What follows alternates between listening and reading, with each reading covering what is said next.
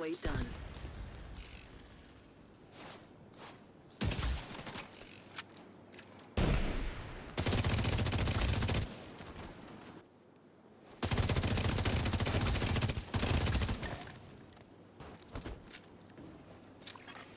Agent down. We're out of reinforcements. Hang in there.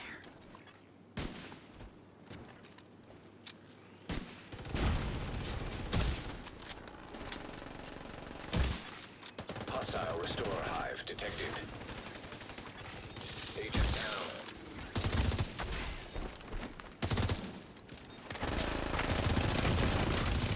Vital signs.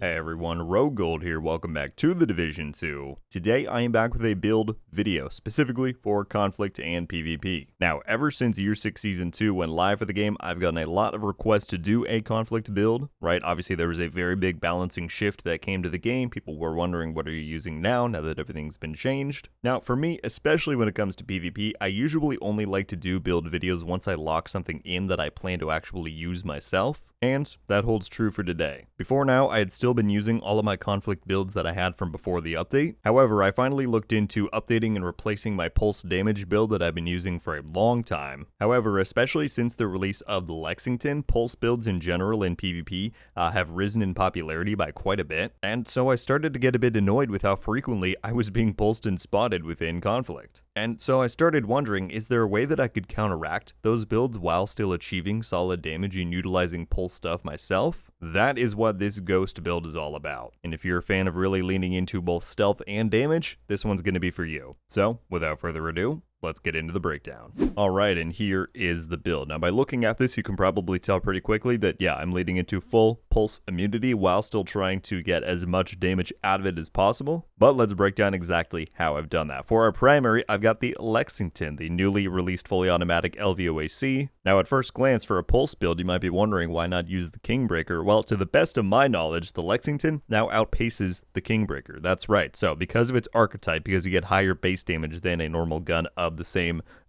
stat distribution, if you pair that with Flatline, to my knowledge, this gets you a better overall weapon than the Kingbreaker. Now, it's still going to be close either way, so if you want to use the Kingbreaker, that is still totally viable. But yeah, like I said, to the best of my knowledge, the Lexington is going to be your best bet. And so on here, I've just got two crit chance mods. Of course, the linked laser pointer for the pulsing up capability from the Technician, and an extended mag. Moving on to my secondary, I'm running the Nemesis. Now, of course, this is not required. You can run whatever you want here. I just like this because with the amount of damage I'm getting, even though this doesn't have, a pulse built into it like the Lexington does, I can still one-shot most enemies to the head. And so if I'm able to get a good flank off and get behind them, this can be very nice to get some easy picks from distance before I push in closer. So feel free to run it if you would like, but like I said, that is totally up to you. Then I have a TDI card for my pistol, but again, totally up to you. Doesn't really matter what you're running there. Let's take a quick peek at my crit distribution just so you can see what I'm reaching there. We're looking at 58 chance and 104 damage. Of course, these stats will go down once you go into conflict because you lose your Shade Watch. So in reality, we're looking at 48.2 chance and 84.2 damage, I believe. And the reason I have it set up that way is largely because I'm running the Coyote's Mask. So whenever I run this piece personally, I like to keep my crit chance right around 50% so that when I'm hitting the medium range bonus there, I'm not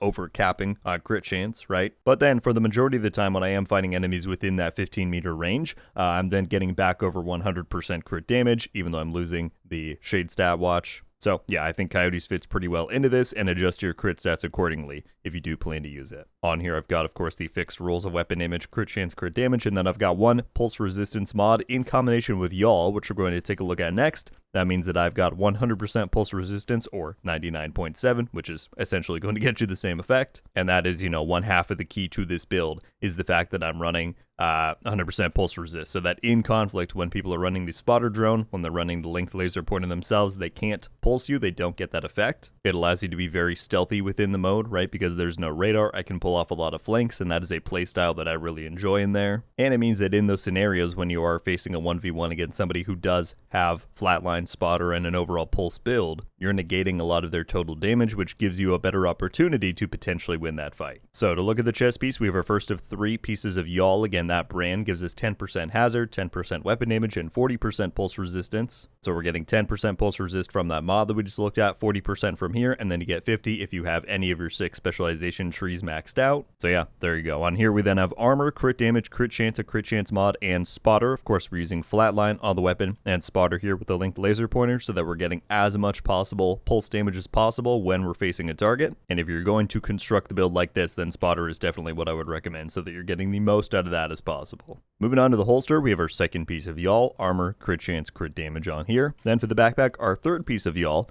This one I have rolled because overall on here I'm getting 2 armor cores and 4 weapon damage cores. That might not be the easiest thing to obtain for everybody because y'all does come with armor by default, and so you're going to have to get a piece that you like the other rolls on to be able to roll then that core attribute. I've been lucky enough to get that on here so that I have weapon damage as my core, crit chance, crit damage, crit chance mod with vigilance. That is the backpack talent that I really like in here for this build for conflict. Again, because there's no radar, because we have 100% pulse resistance, you can get a lot of sneak attacks. And that means that until they're able to turn and fire back at you, you're getting a lot of increased weapon damage. But again, if you're unable to get a piece that you can roll weapon damage onto for y'all specifically, you'll do just fine with 3 blues. And it's always up to you. That is personal preference, how you want to distribute those. But overall, 2 and 4 is kind of the layout that I've found that I like the most here. All right, now for these last 2 pieces, I just want to give a quick disclaimer that to the best of my testing and knowledge, using these next 2 that we're going to look at, which is contractors and foxes, will get you the most amount of additional damage. That's kind of what I was hoping to get out of those last 2 slots. I tested things like using 1 piece of Fenris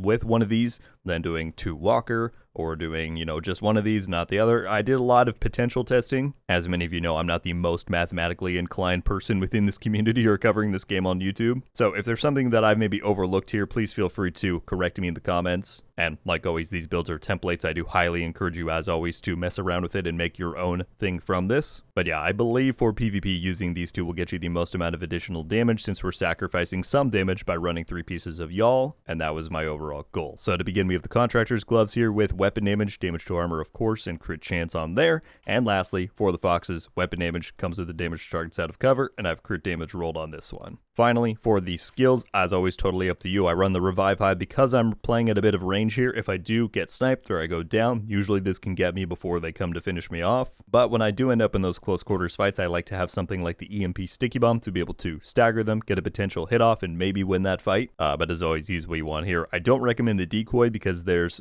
since there's no radar in conflict, it doesn't really help you all that much, in my opinion. Whereas, yeah, if we were going to be running a stealth build in the dark zone, for example, then the decoy would be a prime choice, but that is just my thought process there. And then lastly, of course, we have the technician specialization, which you don't have to run per se, but if you're going to run a pulse build, especially in conflict where they've nerfed the cooldown time of the scanner pulse, it's your best bet is to run technician. So you get the linked laser pointer to put on the weapon, and that's of course what I'm doing here. All right, and there you have it. That is the ghost build, my friends. I very much hope you all enjoyed. As is always the case, PvP builds are going to be quite subjective for how you like to play the game, right? How you want to set up these individual pieces, the damage and armor distribution, all of that stuff. So, as always, experimentation is encouraged with what I've shown you in this video if you do want to try it out for yourself. And I would love to hear not only your thoughts on the build that I presented in this video, but what changes you might make to it if you were to construct something similar. There's no right or wrong answer, so I look forward to seeing what you all have to say. If you like this build breakdown and you want to see more like it in the future, including coverage on the Division 2 as a whole, then I hope you will consider clicking that subscribe button if you're not already. I got a lot more coming your way. But that is going to do it for me today, everybody. Thank you all so much for watching.